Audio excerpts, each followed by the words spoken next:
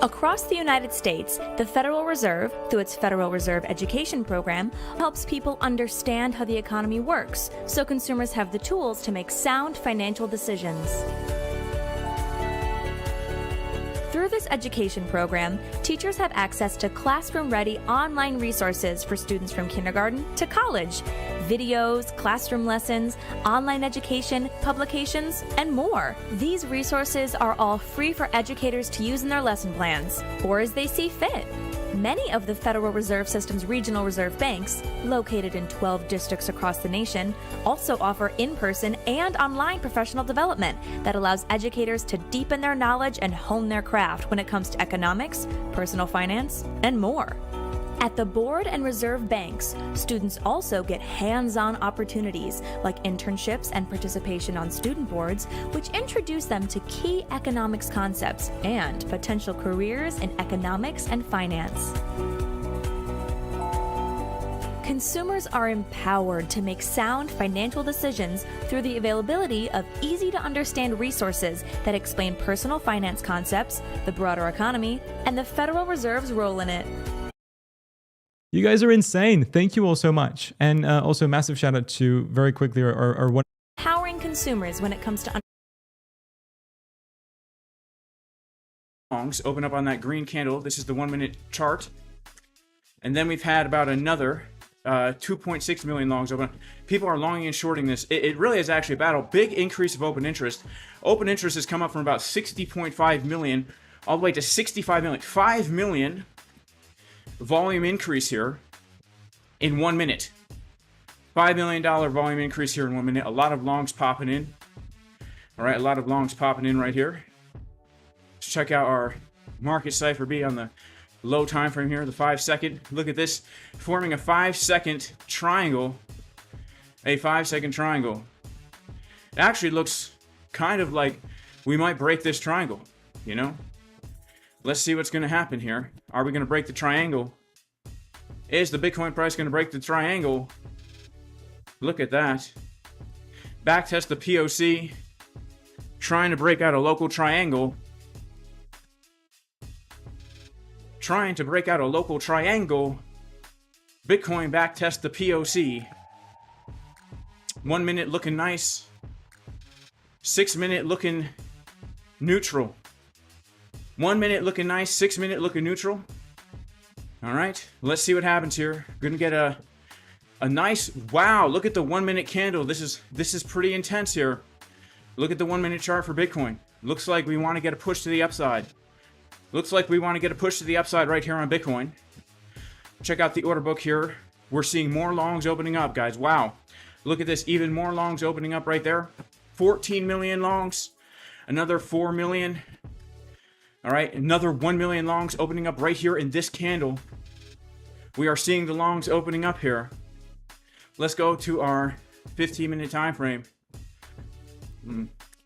You know, we are building some bearish-ish CBD here thus far. Let's check it out from back here. Yeah, but on the other side of that Bitcoin, we are also building some bullish CBD as we tap into this POC here. So this is going to be a very key level of support. This white line you see on the chart here, guys, this is the high volume node of pretty much all of the price action that we have been trading since October 10th. Going all the way back to October 10th, and even going all the way back here to July 2025. All right. So it's a battle right now between the bears and the bulls. 6 minute red dot looks like she might want to print here. Again, exactly as predicted. It was baked into the cake. 97% of a of a 25 basis point cut. That's exactly what we got. And now Bitcoin has gotten a back test of the support resistance flip here. And it looks like she wants to get a little bit of a push to the upside. All right. It looks like she wants to get a little bit of a push to the upside here. So let's see what's going to happen. Let's see who we got in the chat. Major shout out to everybody in the chat, guys. God bless you all. Shout out to Memory Man. Shout out to Make Me a Millie. Shout out to Nil O Dragon 95. Shout out to M Fonzos. Negative funding rate on Bybit. Shout out to Selena Anderson. They're going to drag this on for weeks before they finally pump it. Shout out to Wolf Crab, who shouts out Jason Casper. Are we going to pump or are we going to dump? Says Hokey Jeckifer. Sorry, it's impossible for me to read these new YouTube names here, guys. Alright, it's impossible for me to read these new YouTube names here. Okay, so we are getting a big old drop-a-roni to the downside here. Okay. Let's see what's going to happen. Big old drop-a-roni right now as we await Jerome Powell, and we bounced from the 886 fib. Come back down to support. Bounce from the 886 fib here. Let's go back to our 1 minute time frame. Man, oh man. This is volatility for sure. For sure. We come down to the Fibonacci Golden Pocket down here during the press conference. That could be a nice area of support. Alright. That could be a nice area of support. Let's see who else we got in chat. Shout out to HFG in the chat. Why are the names like this? I don't know, J-Boy Bullish. YouTube did something different. Are we going to get another big dump like last time? Well, only time will tell, okay? Typically, guys, I don't like to take trades on news unless I'm already in a position, all right? And honestly, I already have taken 3 losses today, guys. So I'm already down over $2,500 on the day. So I've gotten, it has been a really bad day of trading for me. My worst day of trading in quite some time. And so to celebrate my $3,000 loss, I'm giving away $3,000 courtesy of KSEX. All right, shout out to KSEX. Shout out to KSEX. KSEX.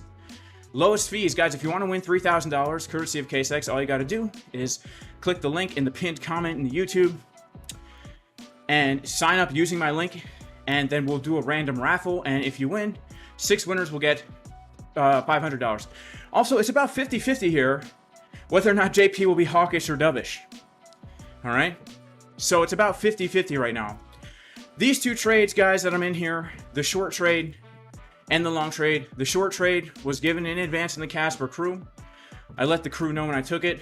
The long trade was also given in advance. I let the crew know when I took it. I try to let the crew know when I take all my trades, my winners and my losers. If you want to join the crew, you can go to jasoncaspertrading.com. I've been trading altcoins in here as well. And we have 3 instructors every single day showing you their trades, their levels, their setups, and we do live trading 3 times a day. All right? So let's see if we don't get a bounce here, guys. If we do get another move down during the press conference, I might have to go for another long trade. All right? But let's see what happens. This back test could be nice here, given the bullishness of our lower time frames and the bottomedness of our 12-minute. Let's check out our 12-minute here. Man, the 12-minute, if we get another move down, the 12-minute could look nice here. We'll have to wait and see. We've got about 22 minutes until the press conference. JP will be full of bollocks as usual. Yes, JP will be full of bollocks as usual. However, for some reason, he can move the market. All right, that's just how it is. For some reason, he can move the market.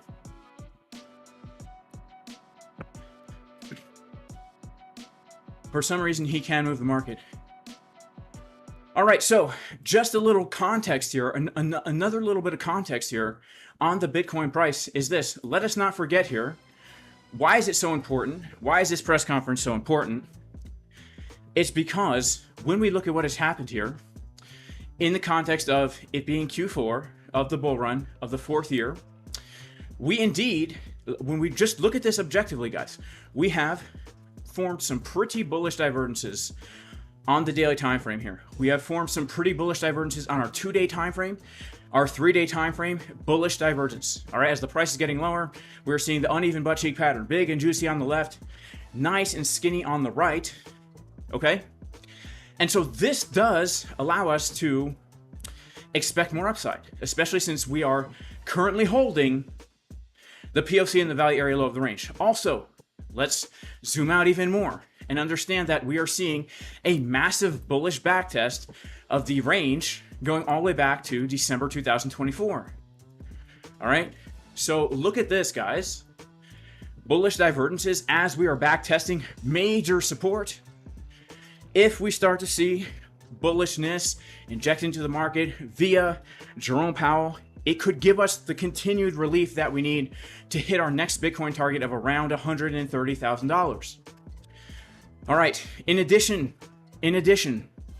to this, we are noticing the fact that as we expect one more big push for Bitcoin, we are noticing that Bitcoin dominance is looking kind of bearish. All right, we are noticing that Bitcoin dominance is breaking down from a channel on the weekly time frame. October 10th gave us a bearish backtest of that channel, and now we're forming a bearish channel on the daily. In other words, it looks like we're finally seeing money rotating out of Bitcoin into altcoins. This to me looks like a bear flag, which means we could see Bitcoin dominance take another tumble down to around 54%, which is going to be taking out this last low that we made on December 1st, 2024. This could give us that big push for that big altcoin season that we have all been waiting for. All right. This is also in the context of, if we take a look at the total 3, we're seeing bullishness. We're seeing a major back test of a key support resistance flip that goes all the way back to the spring of 2024.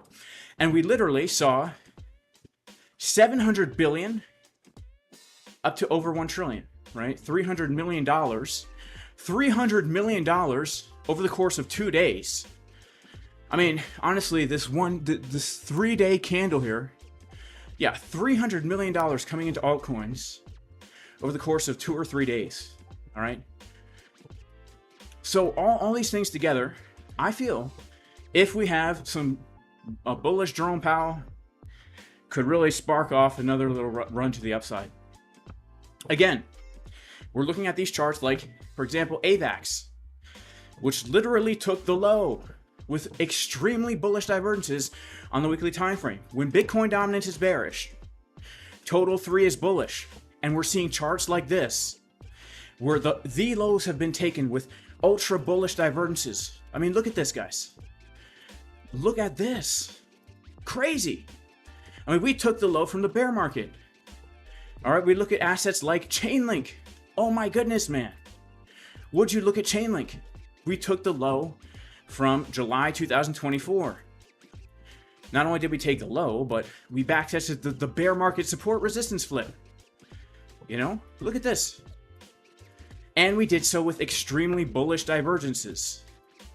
Look at this. As the price is getting lower, money flow on the weekly, everything is pointing to a big altcoin run, guys. The thing that we've been waiting for. Everything is pointing to that right now. And I think the time is right. As we await Jerome Powell, as we await him coming out the dang closet, Chainlink on the daily. I mean, even on the daily, we've got bullish divergences here. You know, it's looking pretty intense. Bitcoin is collapsing right now, says somebody. Let's check it out. Bitcoin is collapsing. Let's see. Are we collapsing? I don't know. I don't know. I mean, this short, this hedge short, I've taken a profit on it, guys. But this hedge short I opened up on Monday, it's the one I told my community about. Because we hit a TP1 on our long trade. We hit the TP target from the long trade that we gave in the Casper crew.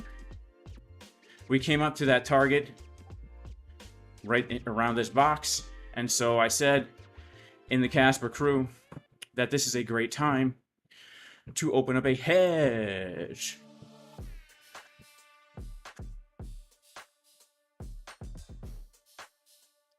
So that is what I am currently doing here with that.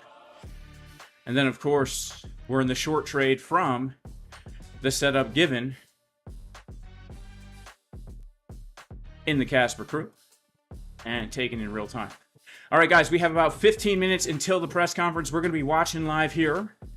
We're going to be watching the volatility on Bitcoin and other assets here, the stock market, all the markets, as the Bitcoin price is currently chilling around POC, local and macro.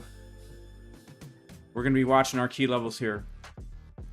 All right, we're going to be watching our key levels here. Let's pull some fibs.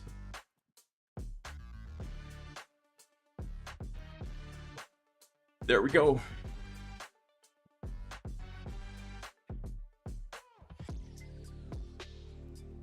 Let's see who we got in the chat right now. Shout out to Splashfire Films.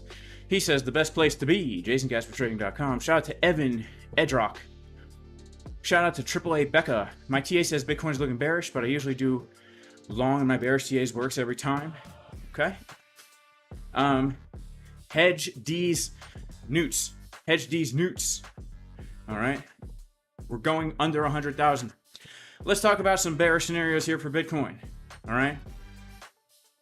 Let's talk about some bearish scenarios here for Bitcoin. All right. There is a chance. All right. There is a chance for Bitcoin that if the high is in, all right, let's just war game a little bearish scenario here, okay? The high, let's say, is in, right? The high is in. We've made a lower low, not with the candle close, by the way, just with the wick, and then we make a lower high. That lower high is going to be coming in somewhere around right where we actually did already top out, somewhere around here. And so, yeah, if Bitcoin rejects from our key resistance above 116.8 to 118, then our next target, guys, is going to be this 98,000 low from June. All right, that would be our next target. Okay, now, if we look at all the volume that's traded since November 2024, that is also our high volume node. And if we take our Fibonacci golden pocket from the low to the high, that's also our Fibonacci 618. So yeah, if we reject from there, this is going to be a big target, around 94 to 98,000 USD, okay? This is a very key level, and this is a level where if we come down, we need to be looking for a bounce, all right? That level, let's go ahead and take a trend line here. I mean, would you look at that, guys? Would you look at how key of a level that is? that is such a key level, man. All right. I mean, we could fudge this trend line, but if we put it exactly on the wicks there, this is a major level for Bitcoin. If loss could open the door to, in my opinion, the next major support resistance flip, which is going to be between 65 and 75,000. All right, basically to backtest the previous bull market all-time high, which would be a 50% correction from our current all-time high. That's not something we need to worry about unless we lose this area right here, okay? Because really, when we think about this, we just look at this objectively, which is what we should always be trying to do when we're coming to the Bitcoin charts.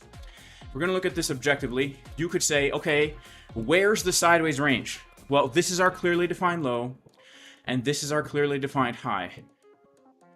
All right? This is the range that we're currently trading on the high time frame. So because this is our low, and because our major support is right there at that low, you would expect that if we're not going to bounce from here and continue up, we would come back down toward this area, right? So we're just being objective, right? We're just being objective. Now, if we lose this area, right, then what's the next range that we have? The next range we have is going to be this. We have a clearly defined support resistance flip, and we have our clearly defined high, okay? In addition to that, if we take all the volume here,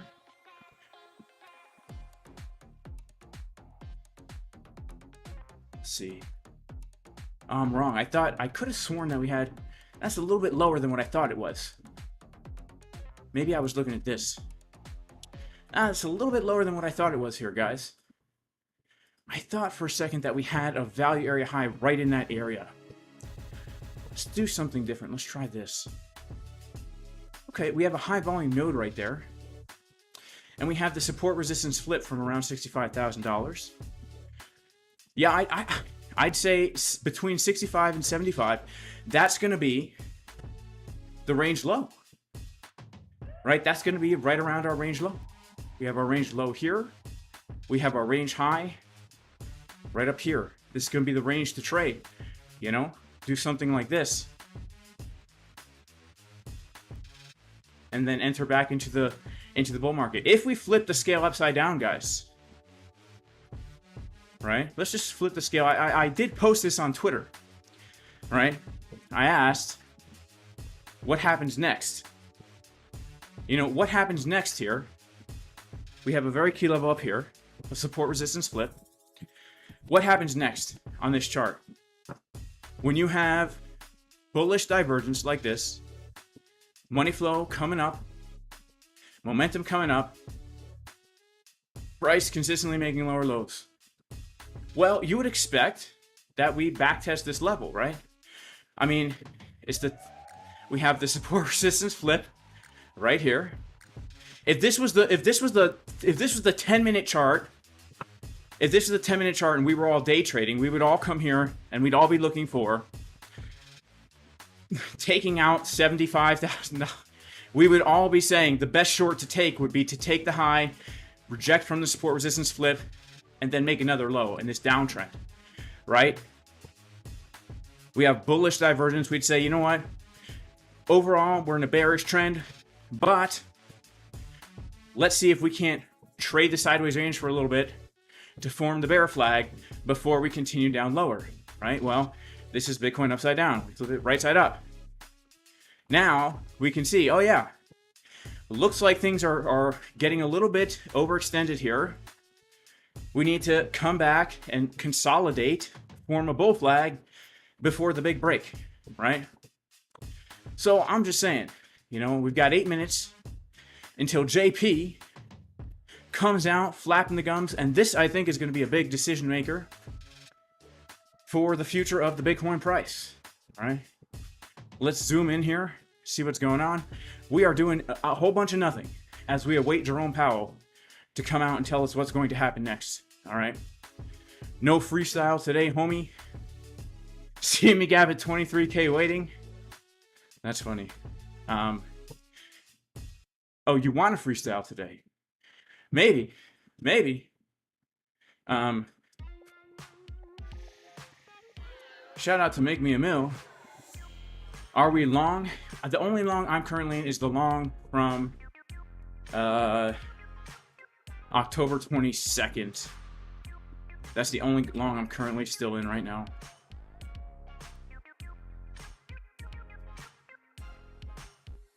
All right, we have 7 minutes, guys. Let me see if I can't get him ready. See if I can't get Jerome Powell ready here. I'm gonna get him ready on the screen.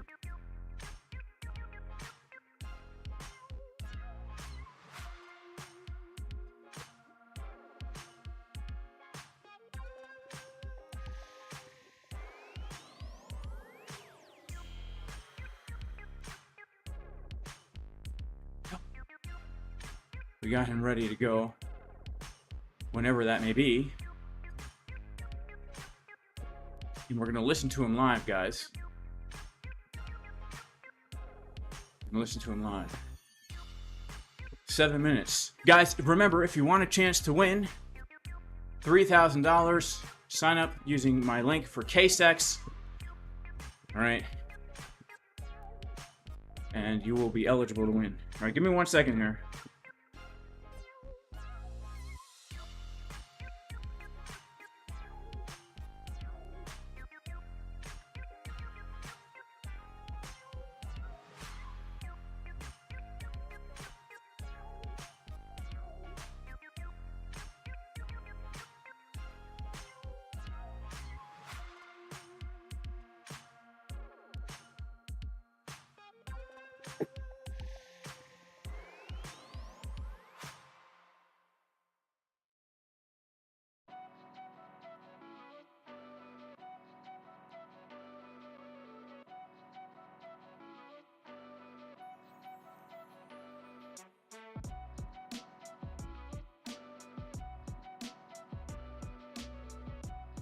All right, we're back, baby. 5 minutes. In fact, while we wait for JP, why don't we do the giveaway now? Right? Why don't we do the giveaway right now? Guys, what I need you to do is I need you to go into the YouTube chat and spam your KSEX user ID. Your KSEX user ID that you acquired by clicking my link, which is in the pinned chat here. Go ahead and spam the live chat with your user ID. And we are going to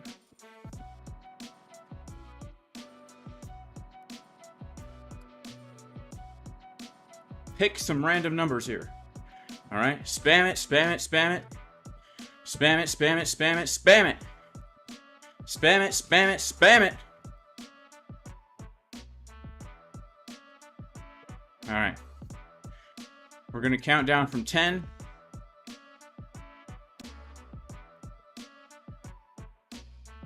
And then we are going to pick 5 winners, all right? You ready? 10, 9, 8, 7, 6, 5, 4, 3, 2, 1. All right.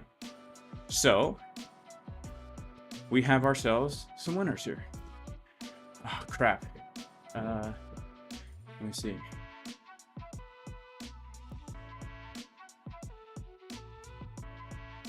The winners are, starting with Flip a Frank. All right, Flip a Frank, and then Recycle. So 1, 2, 3, 4, 5. All right, our winners are Flip a Frank, Recycle. Let's read them off here. Oh, I already copied them.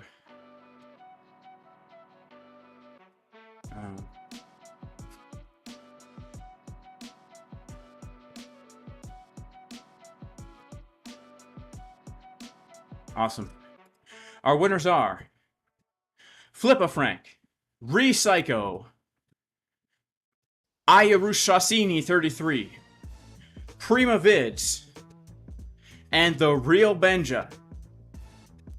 Congratulations, The Real Benja, Prima Vids 3, Ayushaini 33, Redot Psycho, and Flip a Frank. You guys have just won $500 each. And it is 3 minutes until good old fashioned Jerome Powell. All right, while we're waiting for Jerome Powell, I'm going to send these user IDs over to KSEX. All right, shout out to Recycle with the uneven butt cheek emoji there.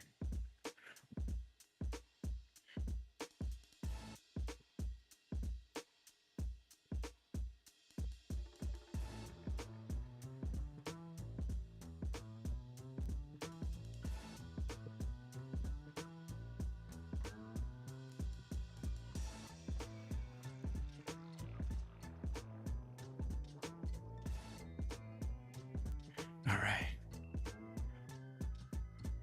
Awesome. You guys have just won $500 each. I'm going to send that over to K6 right now.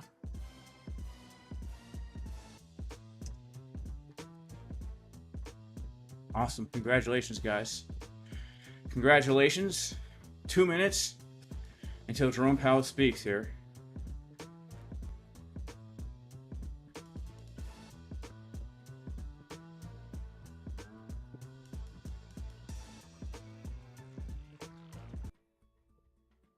Let's see. We have our waiting music.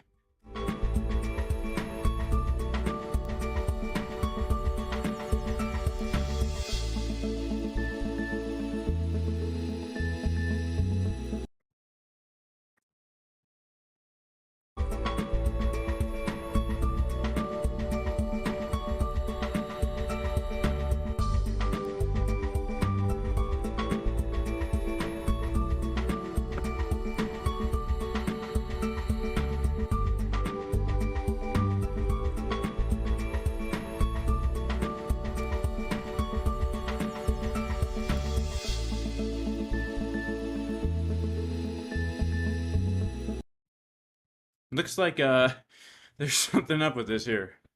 Looks like we might have to refresh it.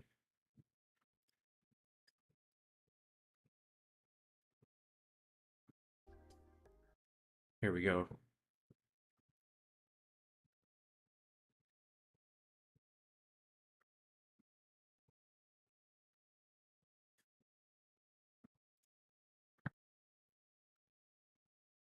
Here it is.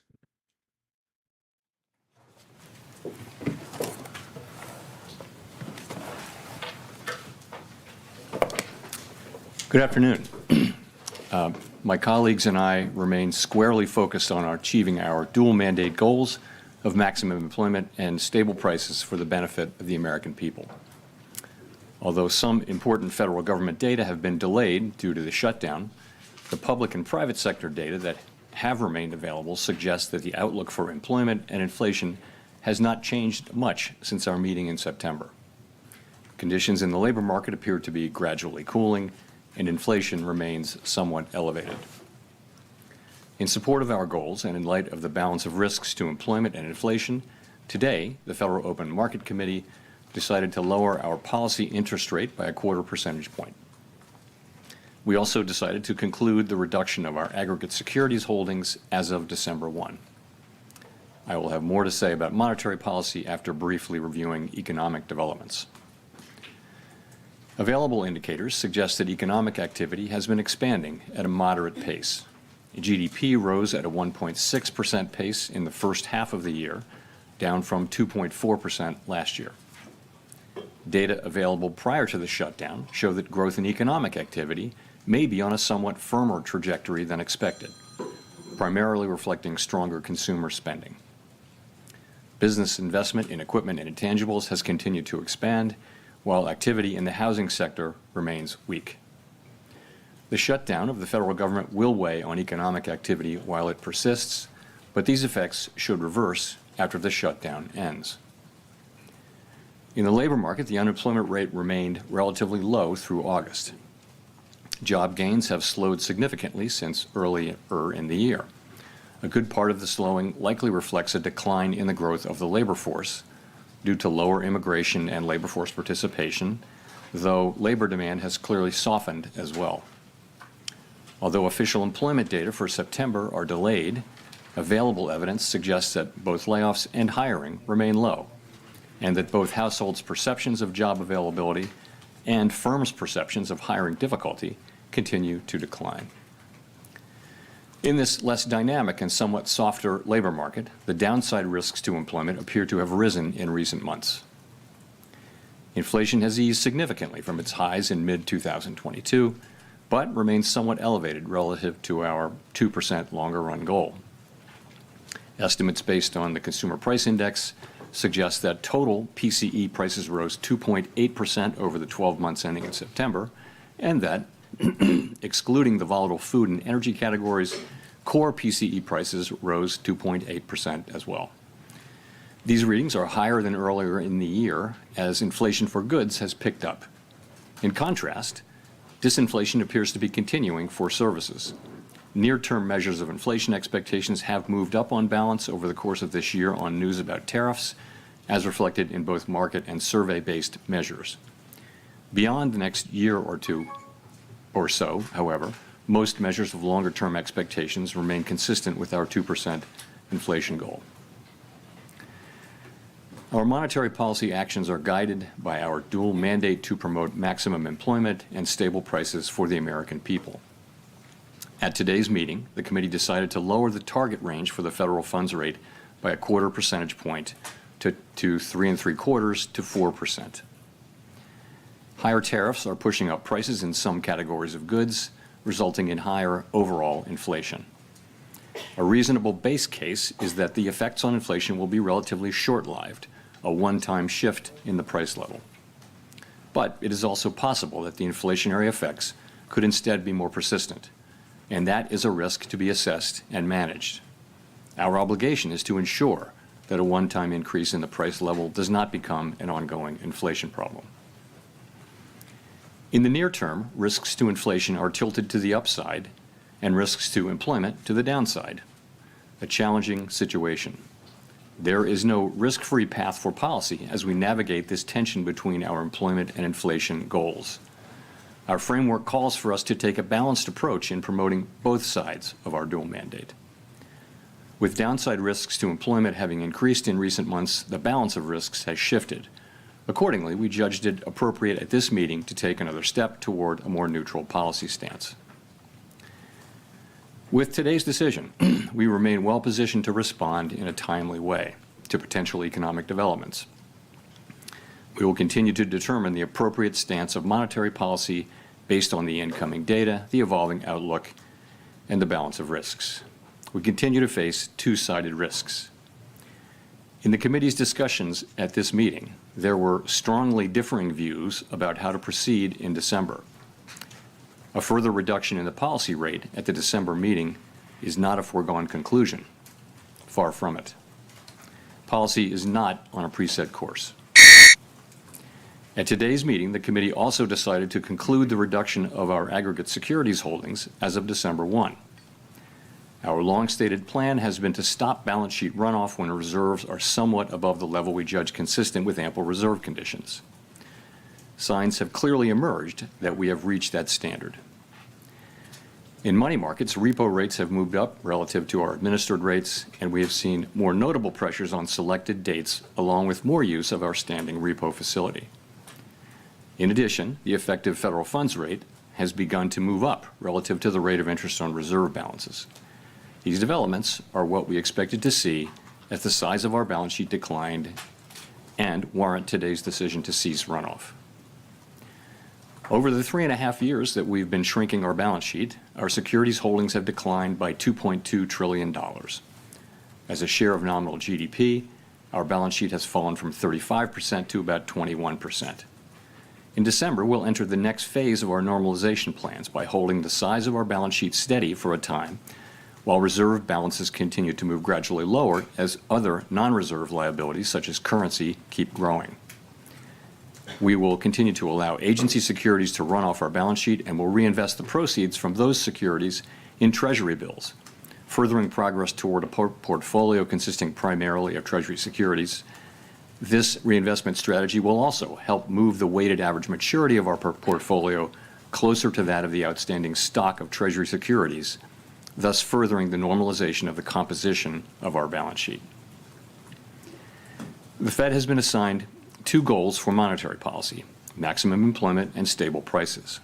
We remain committed to supporting our maximum employment, bringing our inflation sustainably to our 2% goal, and keeping longer-term inflation expectations well anchored.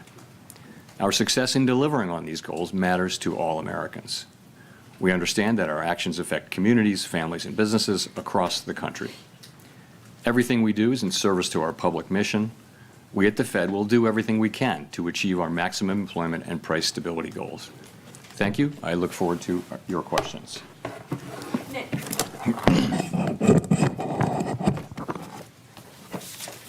Nick Timmeros of the Wall Street Journal. Chair Powell, are you uncomfortable with how market pricing has assumed a rate cut is a foregone conclusion at your next meeting? Well, as I just mentioned, a further reduction in the policy rate at the December meeting is not a foregone conclusion, as I've just said. So I would say that needs to be taken on board. We had, I would just say this, 19 participants on the committee. Everyone works very hard at this and takes their obligations to serve the American people very seriously. And at a time when we have tension between our two goals, we have strong views across the committee. And as I mentioned, there were strongly differing views today. And the takeaway from that is that we haven't made a decision about December. And we're going to be looking at the data that we have, how that affects the outlook and the balance of risks. And I'll just say that.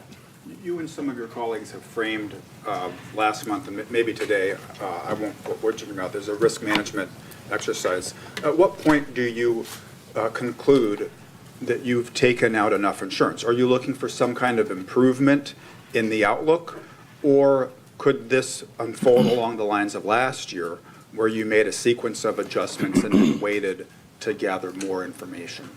So the way I've been thinking about it is the risks to the two goals for a very long time, the risk was clearly of higher inflation. And then that has changed now. And as we saw particularly after the July meeting, we saw the downward revisions in job creation, we saw a very different picture of the labor market, and it suggested that there were higher downside risks to the labor market than we had thought. And that suggested that policy, which we had been holding at a I would say modestly, others people would say moderately restrictive level, needed to move more in the direction over time of neutral. If the two goals are sort of equally at risk, then you ought to be at neutral, because one of them's calling for you to hike and one of them's calling for you to cut. So if that got back into balance, then you'd want to be roughly at neutral. So in that sense, it was a risk management. And I would say the same about today, sort of the same logic. But as I mentioned, going forward is a different thing. Claire.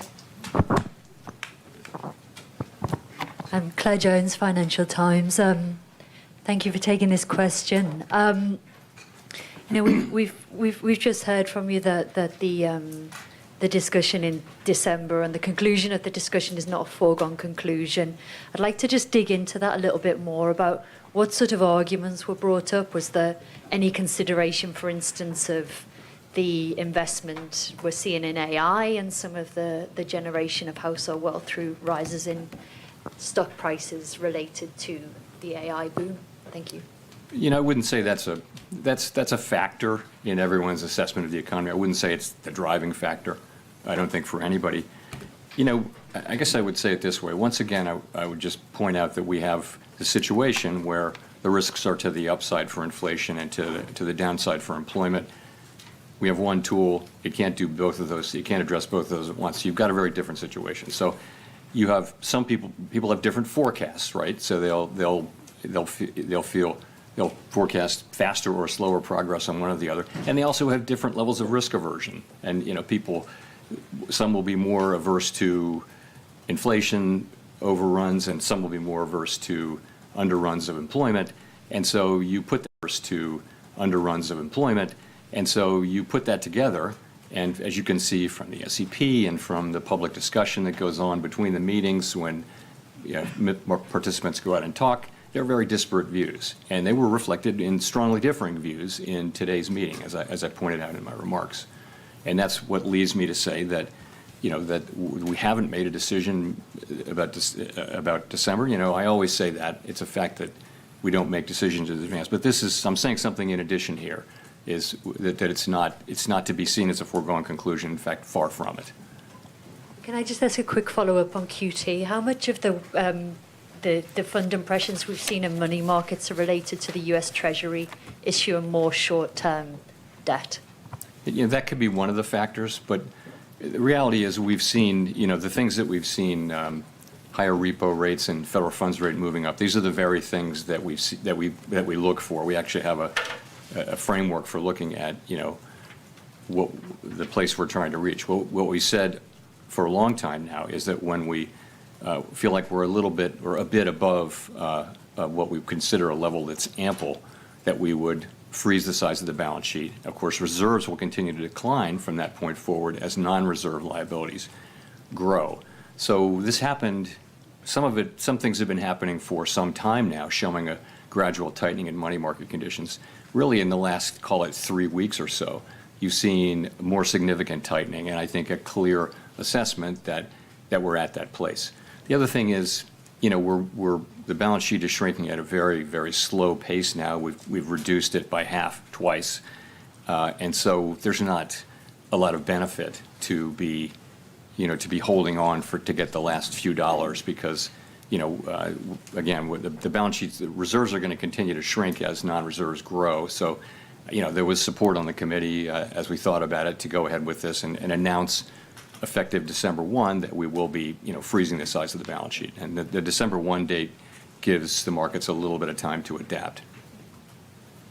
Colby.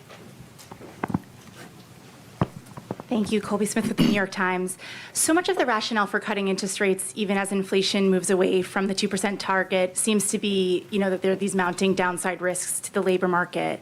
But if those don't materialize and the labor market either stabilizes around current employment levels or even starts to strengthen somewhat, how would that change your perception of how much interest rates need to fall from here? Would you then be a bit more concerned about underlying inflation and the possibility of second round effects from tariffs? Yeah, I mean, in principle, if you were to see data that suggested that the labor market's strengthening or even that it's stabilizing, that would certainly play into our decisions going forward. So, we do have, we get some data. The labor market is a place where we get, for example, we get the state level data on initial claims, which are sending a sort of a signal of more of the same. We also get job openings, and we'll get lots of survey data. We'll get the Beige Book and things like that. So we'll have a picture of what's going on in the labor market, and the fact that we're not seeing an uptick in claims or a downtick really in openings suggests that you're seeing maybe continued very gradual cooling, but nothing more than that. So that does give you some comfort. But if this shutdown lasts a while longer and you don't have that data in hand, I'm just wondering how that hinders the committee's ability to assess the state of the labor market and make the right policy decisions, and also how much is that factoring into the debate about December? Yeah. So we get like I mentioned what we get in the labor area. We get some data in inflation, some data in economic activity. And we'll have a picture of what's going on. We also will have the Beige Book again. I would say we're not going to be able to have the detailed feel of things. But I think if there were a significant or material change in the economy one way or another, I think we'd pick that up through this. So in terms of how it might affect December, it's really hard to say. December's the meeting's like 6 weeks away. We just don't know what we're going to get. If there is a very high level of uncertainty, then that could be an argument in favor of caution about moving, but we'll have to see how it unfolds. Steve. Steve Leisman, CNBC. Mr. Chairman, can you characterize the meeting in terms of, you said strongly differing views. Was this a close call, this cut, or was it a close call maybe the other way because you had dissents on both sides? Thanks. So I was referring to the discussion